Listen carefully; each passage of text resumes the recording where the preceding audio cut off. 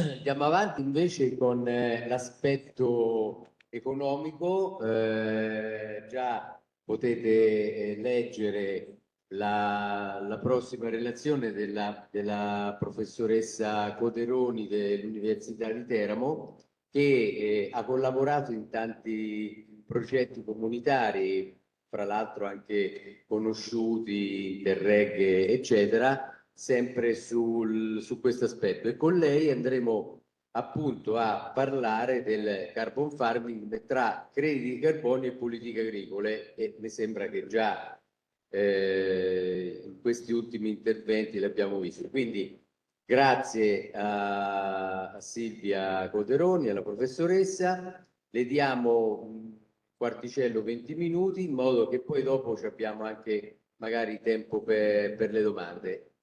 Quindi grazie tante, vediamo la tua relazione che penso che hai condiviso.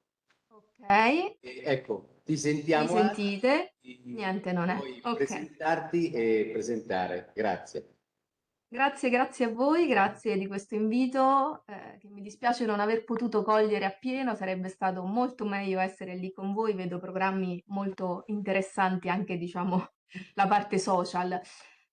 Io in realtà sì, oggi dovrei un po' parlare di questi aspetti economici della carbon farming. Io scorro le slide, però mi sa che non scorrono nel vostro schermo, quindi magari dico di andare avanti a chi gestisce lo schermo che vedete voi in sala. Credo che solo chi è a casa veda le slide come io le sto scorrendo ora, giusto? Un attimo perché... No, ma le deve scorrere lei perché Io le sto scorrendo, però vedo che non cambia lì, non so se sta cambiando. No, la condivisione della signora. Ma l'ha condivisa lei. Sì, ma lei ha fatto con quelli che sono quelli. E quindi dobbiamo caricarle noi. Oppure tutti questi lo schermo. Secondo me deve provare a togliere la condivisione e rimettere. Allora, guardi, scusa Silvia, se lo togli lo mettiamo noi così è più semplice. Dai. Ok,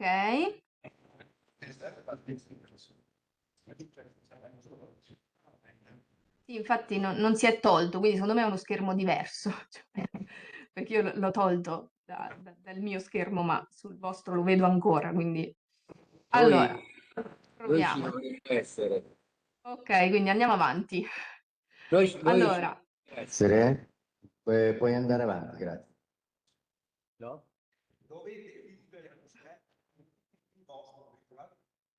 comunque intanto vado avanti io che niente, visto che già diciamo avevo preparato una relazione un po' più lunga, ho un po' meno tempo, quindi andrò un po' di corsa, magari mi concentro sugli aspetti principali, faccio saltare qualche slide, poi vediamo. No, Dicevo, il mio condividerai. obiettivo oggi è parlare di quelli che sono i problemi economici intorno a questi mercati volontari del carbonio. È stato detto più volte giustamente che questi crediti di carbonio dovrebbero rappresentare una fonte di finanziamento aggiuntiva per gli agricoltori e quindi l'idea è che questi mercati volontari siano in modo di valorizzare, siano in grado di valorizzare adeguatamente i crediti di carbonio. Cerchiamo di capire se è davvero così, se è, diciamo, così semplice, quali sono le caratteristiche di questi mercati. Siamo alla slide 2. Perfetto.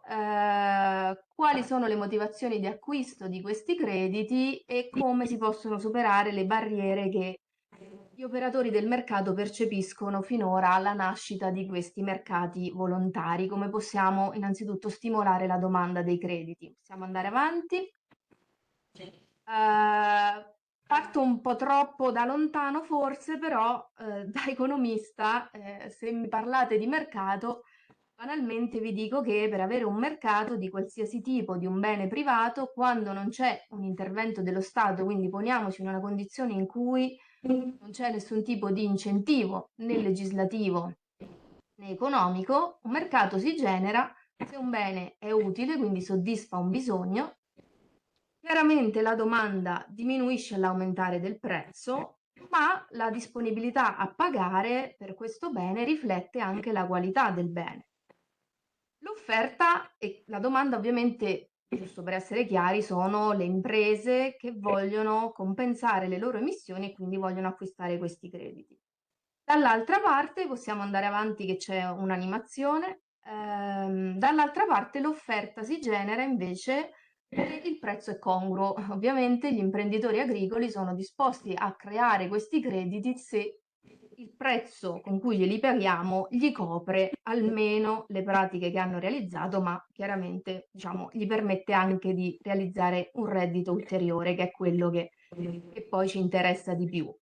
In questo caso però, ovviamente il prezzo, maggiore è il prezzo, maggiore è l'offerta dei crediti e quindi già ci troviamo di fronte a quello che succede in ogni mercato, e cioè ci sono spinte diverse, no, su come debba essere questo prezzo. Qual è il risultato di questa dinamica di mercato a livello globale? Possiamo andare avanti alla prossima slide. Probabilmente questi dati li avete visti già, io purtroppo ho perso la prima parte della mattinata. I risultati non sono incoraggianti a livello internazionale. Slide successiva. Grazie.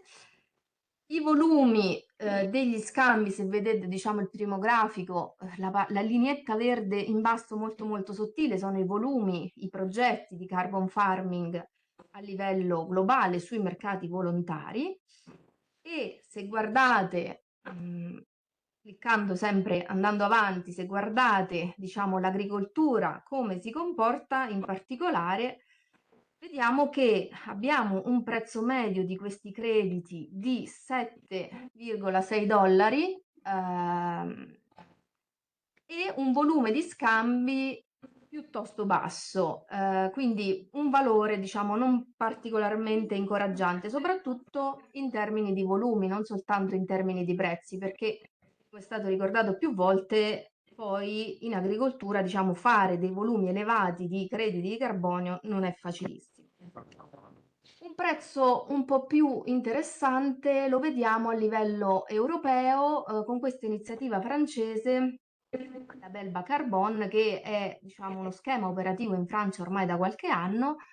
Qui sono già stati venduti quasi 600.000 crediti nel 2022 di pratiche che chiamiamo carbon farming, con un prezzo medio di 33 euro per tonnellata di CO2 equivalente. Quindi, se la guardiamo dal lato dell'offerta di crediti, i prezzi non sembrano così alti e mi ricollego un po' a quanto è stato detto prima. Tanti al mercato volontario, quindi senza nessun tipo di intervento, probabilmente i valori diciamo che si possono realizzare non sono altissimi. Io avevo fatto un conto super occhiometrico, considerando una tonnellata media, perché poi dipende ovviamente dalle pratiche, per fortuna prima abbiamo visto dei dati un po' più precisi. Se consideriamo una tonnellata di sequestro di carbonio all'anno, che appunto è una media super occhiometrica, siamo intorno ai 121 euro ad ettaro all'anno, no? Un po' simile a un ecoschema, molto meno di un pagamento agroambientale. Però appunto questi sono dati, diciamo, i conti della serva. Ci sono dei mercati regolamentati, c'è il mercato europeo ETS, che è un mercato obbligatorio che non riguarda l'agricoltura, non riguarda le imprese agricole. Su questo mercato obbligatorio, secondo me è interessante guardare i valori in questo mercato, perché sono valori oggi molto più alti, siamo a 83 euro a tonnellata, 83 euro a permesso, tonnellate CO2 equivalente, ma sono valori altamente volatili. Qui c'è la serie storica degli ultimi 10 anni, siamo stati anche sotto ai 10 euro a ettaro e la volatilità non piace agli investitori, come ben sappiamo, di nessun tipo. Quindi problematiche, diciamo, di prezzi e di volatilità sono abbastanza importanti in questi mercati. Andiamo avanti, grazie. Quindi supponiamo per un attimo, e tutto sommato secondo me è una ipotesi che ha senso, che l'offerta si genera se c'è un prezzo congruo. Gli agricoltori saranno disposti a creare questi crediti se li paghiamo in maniera adeguata. Abbiamo visto che tutto sommato l'incentivo di prezzo funziona e quindi sappiamo che, diciamo, se si creano le condizioni, possiamo creare questi crediti. Probabilmente quello che invece è un po' più problematico è il lato della domanda, cioè dobbiamo capire come stimolare la domanda di questi crediti che oggi è piuttosto bassa e vedremo per quale motivo. Come stimolo la domanda? Abbiamo detto 2 fattori principali: questi beni devono essere utili, questi beni devono essere di qualità. Andiamo avanti, qui vado molto velocemente perché è già stato detto tutto, in relazioni precedenti. Il regolamento europeo vuole innanzitutto stabilire dei criteri di qualità, dei principi di qualità. Quindi l'idea è, una volta che rendo questi crediti più o meno ben calcolati, più o meno affidabili, chiaramente stimolo in qualche modo la domanda. Noi, diciamo, all'interno del progetto Marvic stiamo seguendo questa parte appunto del monitoraggio, contabilizzazione e verifica dei crediti.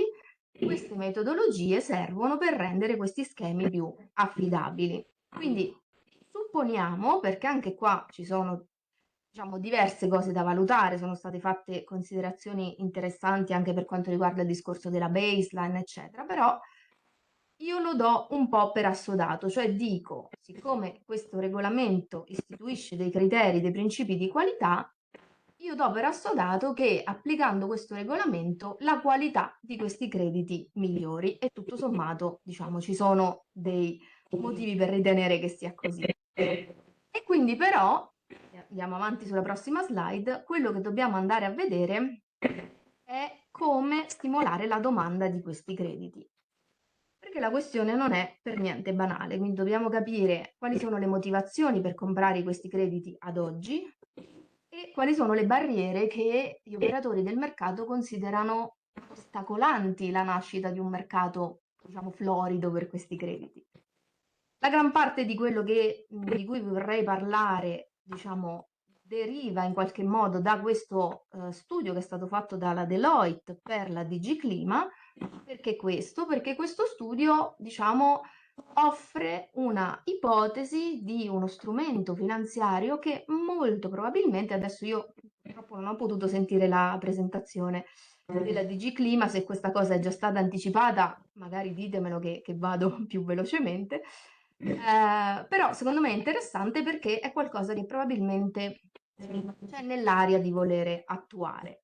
Quindi andiamo a vedere quali sono le motivazioni per l'acquisto, diciamo una ad una, ma un po' velocemente anche qui. Prossima slide. Prima motivazione, io mi concentro sulle imprese private, poi vedremo dal lato delle politiche pubbliche quali sono, diciamo, i meccanismi. Perché sulle imprese private? Perché sappiamo benissimo che il budget è una questione, diciamo, complessa attualmente, anche il budget per la PAC. Prevedere nuovi finanziamenti non è facilissimo, quello che si cerca molto spesso di fare è di stimolare la domanda privata e di fatto in realtà questi crediti nascono soprattutto per rivolgersi alla domanda privata. Chi è interessato? Chi potrebbe essere interessato a comprare questi crediti? Molte imprese hanno già dei target di riduzione o azzeramento delle emissioni.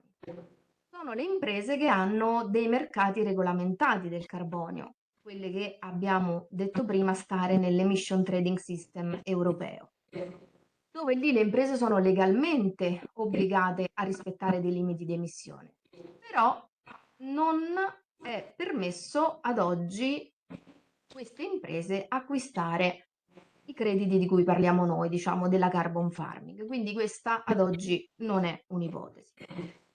Le imprese però, oltre agli impegni che hanno per legge, in realtà hanno una loro, diciamo, visione che in qualche modo le spinge ad avere dei comportamenti più sostenibili. Quindi fanno dei progetti cosiddetti di offsetting, cioè acquisto di crediti di carbonio generati da progetti esterni, come potrebbero essere questi di carbon farming, per compensare una parte delle proprie emissioni.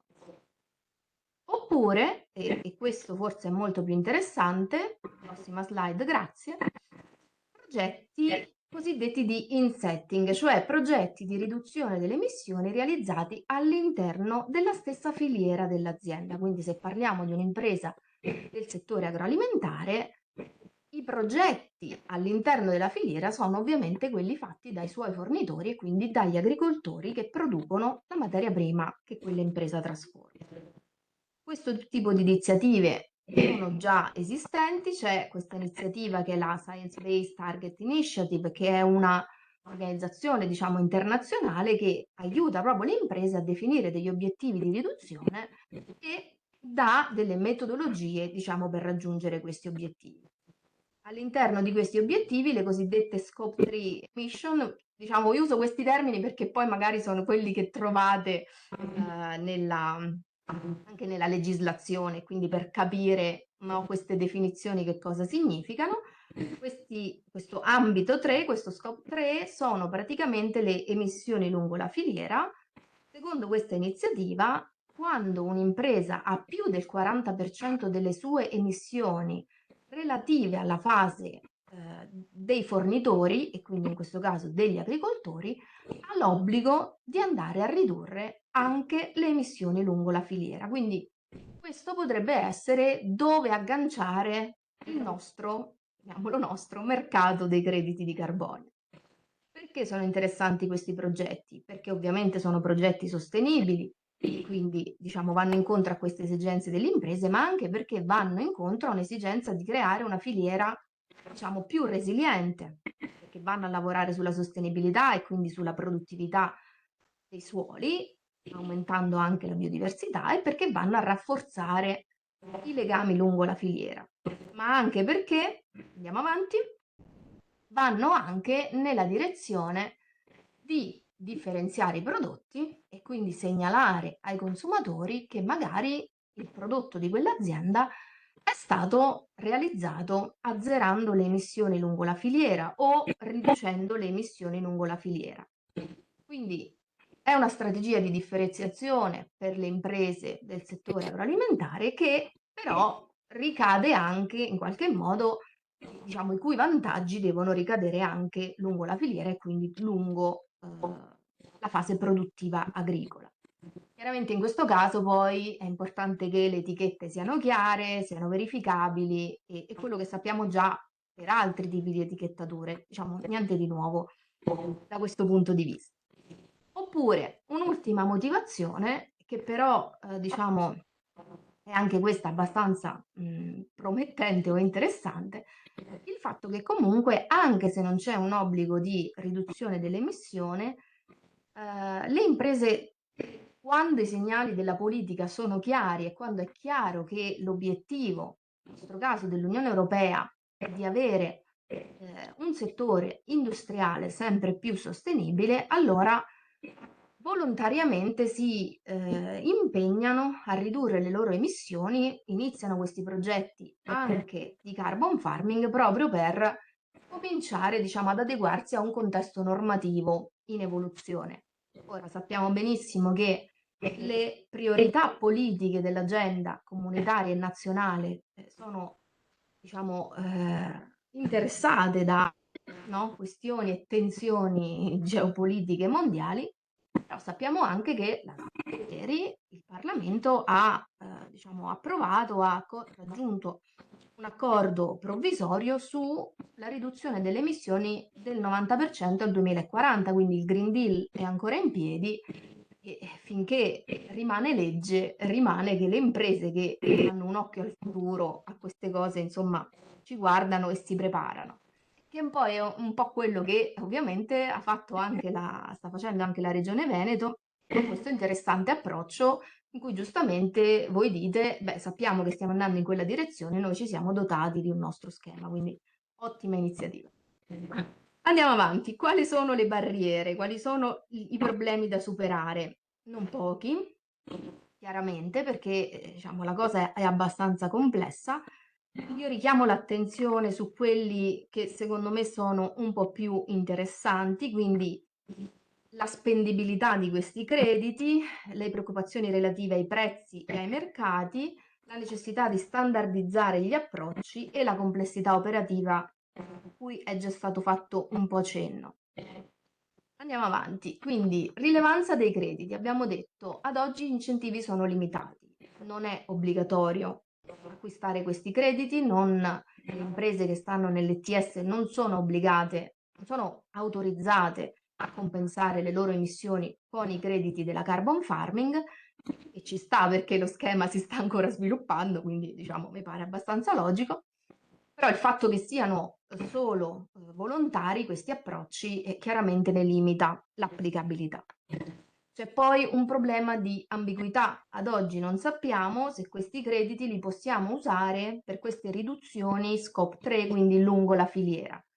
Si sta lavorando in tal senso, DigiClima diciamo, è molto proattiva in questo senso nell'andare incontro alle esigenze, no, del mercato, però è qualcosa che va ancora chiarito e definito. E poi, come è già stato detto, e quindi diciamo ci vado un po' velocemente, però in realtà è molto rilevante, chiaramente il rischio è che se ci concentriamo troppo sui crediti di carbonio perdiamo di vista altre priorità che invece per il settore agricolo sono importanti, quindi biodiversità, gestione dell'acqua, salute del suolo in generale. C'è bisogno di coerenza tra queste politiche. Il regolamento affronta questo punto, no? Si parla dei co-benefici, però non è chiaro come sono definiti, non è chiaro come sono monitorati, non è chiaro se sono, anzi, non sono probabilmente quantificati, non è chiaro se incidano sul prezzo del credito, cioè un credito che è fatto solo stoccando carbonio e un credito che è fatto con tot altri co-benefici, vale di più o di meno. Ecco, tutti questi aspetti poi quando vado sul mercato incidono sulla qualità del credito e su quello che probabilmente me lo pagano. Sono però questioni ancora da definire. Prossima slide. Questioni relative ai mercati. Le imprese che diciamo già lavorano con questi approcci da tempo hanno il timore che questi crediti, essendo temporanei, avendo difficoltà nella quantificazione, eccetera, eccetera, possano, diciamo, essere più soggetti a accuse di greenwashing. Imprese che sono molto attente alla loro reputazione chiaramente preferiscono, prima di investire in questi mercati, avere ancora una volta garanzia di solidità, di diciamo veridicità in qualche modo del credito che vanno ad acquistare. Ma poi soprattutto ci sono questioni relative, diciamo, finanziarie. Okay? Cioè, da un lato il prezzo per chi compra rimane una questione fondamentale. Alla fine della fiera, passatemi il termine, un credito di carbonio, per me che lo acquisto e non faccio parte della filiera agroalimentare magari, è un bene standardizzato, è una tonnellata di CO2, è uguale per me chiunque me la produca e quindi forse preferisco pagare un prezzo minore rispetto al pagare un prezzo maggiore. Ed è questo anche il motivo per cui a livello internazionale il prezzo è così basso. La maggior parte di quei crediti che vengono scambiati a livello internazionale sono prodotti in India. Sappiamo benissimo che abbiamo costi del lavoro, costi dei terreni molto diversi rispetto a quelli che abbiamo in Europa. Quindi la paura è che il prezzo di questi crediti sia più costoso di quelli internazionali. Ovviamente è una paura per chi li compra, non per chi li vende. Chi li vende è felice che questo prezzo sia più alto e siamo tutti d'accordo. Però se dobbiamo guardare la domanda, gli investitori questo ci dicono abbiamo paura che questi prezzi non competano con i prezzi internazionali. E poi abbiamo paura che questi prezzi siano troppo volatili. Io prima vi ho fatto vedere quello dell'ETS che è un mercato obbligatorio e che quindi a maggior ragione però dovrebbe essere forse più stabile, verrebbe da dire. Invece no, perché? Perché chiaramente ci sono molte turbolenze, diciamo, in questi mercati. Quindi alcuni investitori chiedono che ci sia un intervento per stabilizzare questi prezzi. Chiaramente questo intervento non fa comodo solo a chi li compra i crediti, ma fa comodo anche all'agricoltore che ha un prezzo garantito in un arco di tempo per il credito che genera. Però ad oggi, insomma, queste cose non stanno ancora, diciamo, in piedi. Prossima slide. Ok. Terzo problema, dobbiamo armonizzare il quadro di riferimento, cioè noi con questo regolamento, noi europei, siamo intervenuti in un settore che aveva già delle iniziative internazionali in piedi.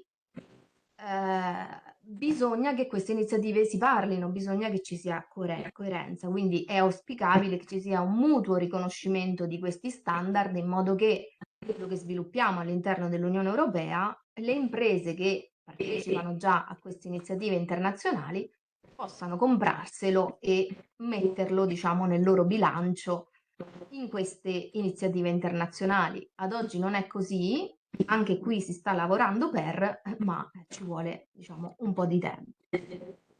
Altra questione, alcuni paesi in Europa hanno già le loro iniziative, vi ho fatto l'esempio prima della Francia, ci sono in Germania, ci sono in Spagna.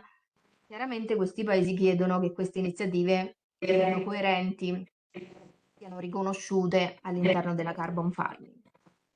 E poi diciamo, ci sono in Europa tutta una serie di norme che riguardano la gestione delle imprese e gli obblighi di rendicontazione, di sostenibilità delle imprese, che si stanno ridefinendo in questi anni. C'è stato, diciamo, un po' uno stop sulla normativa, però la logica vorrebbe che all'interno di questi obblighi di rendicontazione delle imprese per la sostenibilità si possano anche riconoscere questi crediti in modo che anche questo rappresenti un volano per il mercato dei crediti di carbon farming.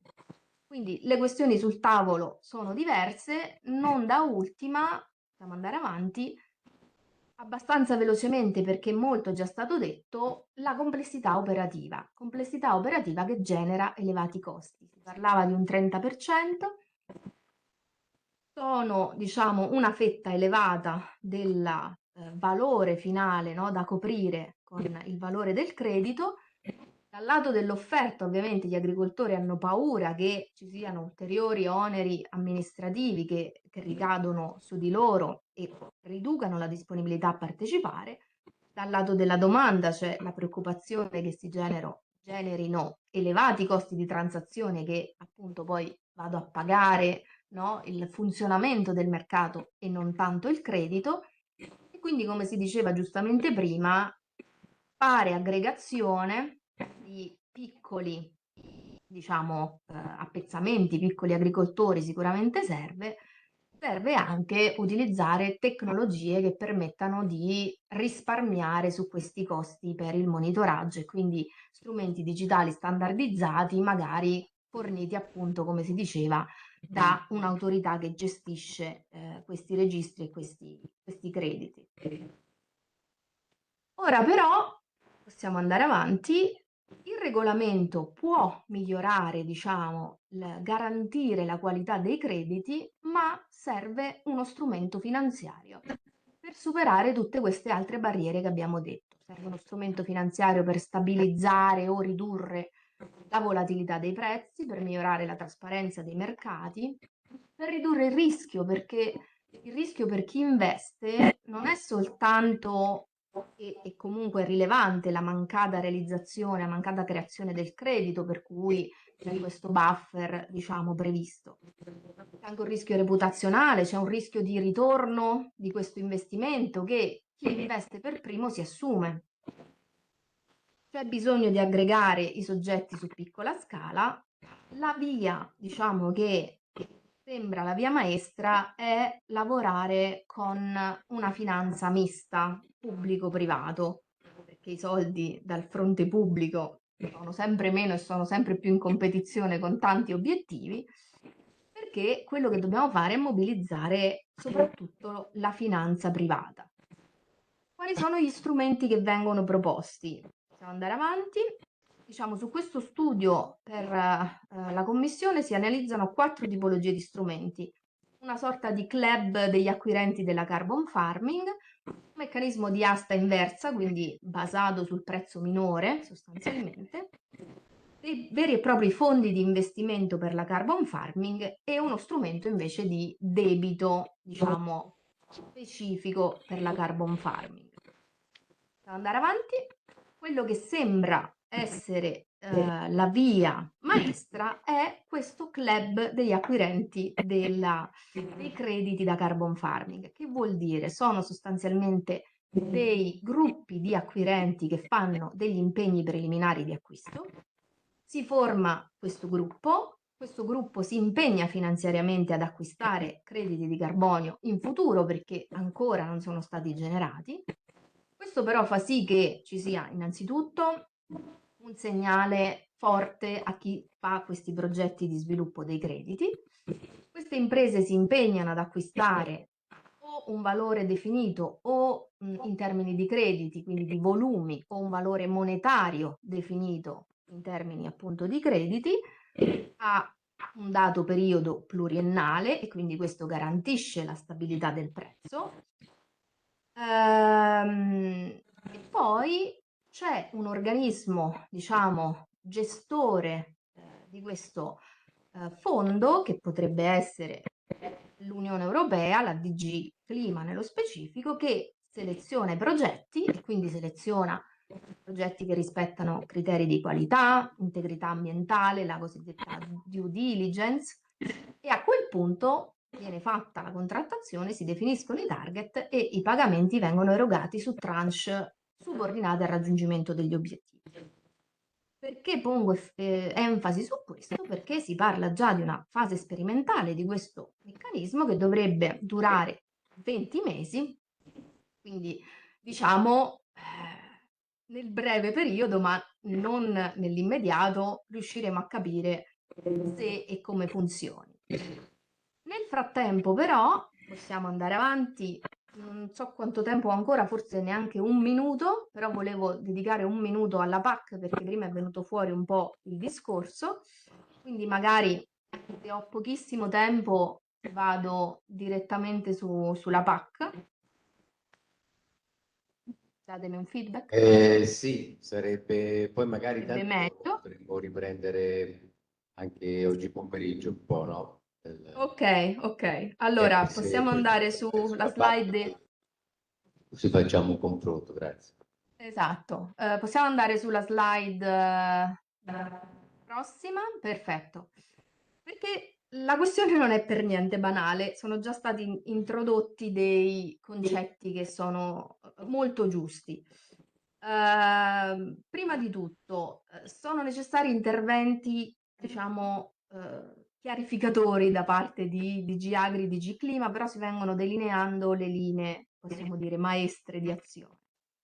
Chiaramente la PAC e gli aiuti di Stato possono sempre finanziare tutte quelle che sono le misure complementari, no, alla carbon farming, quindi consulenza, conoscenze, formazione, indispensabili. Però quando andiamo sulle pratiche è lì che si creano i problemi. Chiaramente quello che è baseline, e quindi la condizionalità, non è ammissibile, non dovrebbe essere ammissibile nell'ambito di questi crediti da carbon farming. Mentre gli ecoschemi potrebbero essere combinati con la carbon farming e anzi sarebbe auspicabile che, diciamo, gli stati membri o le regioni li riconoscessero all'interno di questi schemi. È chiaro che diciamo, non è bidirezionale il rapporto, e cioè il credito può essere riconosciuto come un ecoschema, ma non viceversa, perché l'ecoschema non è certificato e quindi sempre per il compratore non, diciamo, non garantisce la necessaria diciamo, qualità di questo credito. Possiamo andare avanti. Ci sono diverse opzioni in cui i mercati volontari del carbonio e la PAC si possono integrare. Possono essere due regimi separati. Okay? Gli agricoltori sono proprietari dei crediti che generano, li vendono, hanno il loro guadagno. Qui però, qualcuno accennava prima, c'è un rischio di doppio finanziamento, perché se i due regimi sono separati e non si parlano, io potrei star pagando in qualche modo la stessa cosa. L'opzione che sembra più percorribile è quella di un sistema misto in cui gli agricoltori rimangano sempre proprietari dei crediti, ma la PAC può agire su due livelli, uno un po' più, diciamo, blando, uno un po' più, diciamo, forte. Sul livello più blando la PAC copre queste misure complementari e quindi assistenza, formazione, consulenza.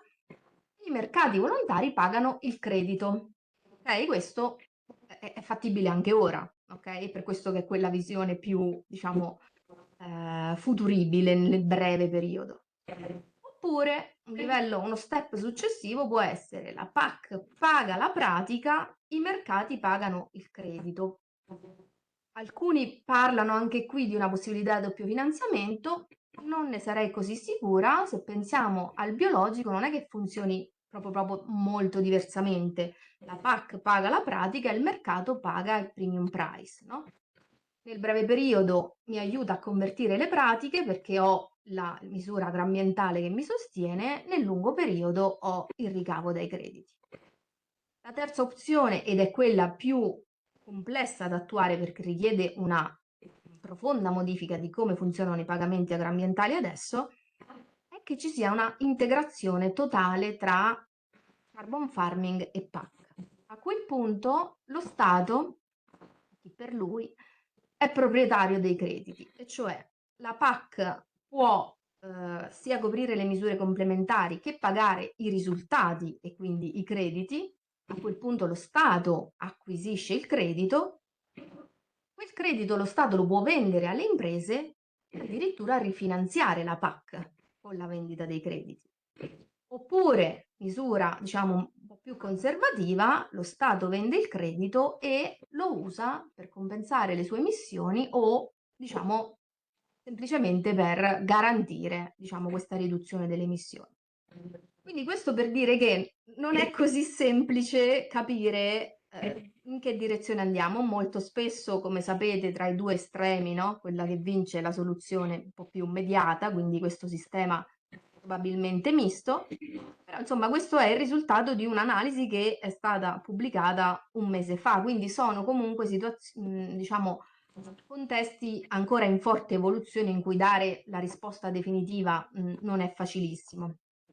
Io diciamo che mi avvio a concludere, vi chiedo scusa se ho corso tantissimo, ma pensavo di avere un po' più di tempo. Diciamo che chiaramente quello che volevo un po' problematicizzare è, ok, generiamo l'offerta, ok, paghiamo questi crediti in modo congruo, ma dobbiamo stimolare la domanda, quindi il quadro regolamentare serve per stabilire la qualità di questi crediti, ma serve anche uno strumento finanziario per ridurre il rischio di investimento e serve armonizzare gli standard e permettere, diciamo, che questi crediti siano appetibili per le imprese, altrimenti facciamo uno sforzo, diciamo, un po' inutile, senza essere pessimisti.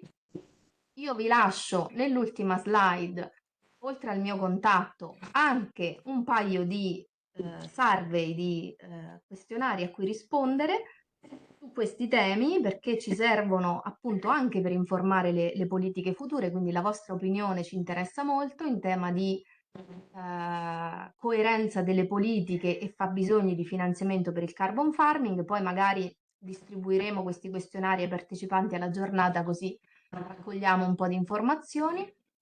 Io, come si diceva, poi magari sono disponibile anche dopo per una discussione un po' più animata, perché adesso mi sa che volete tutti andare a mangiare. Ho questo dubbio. Comunque vi ringrazio per l'attenzione. Grazie.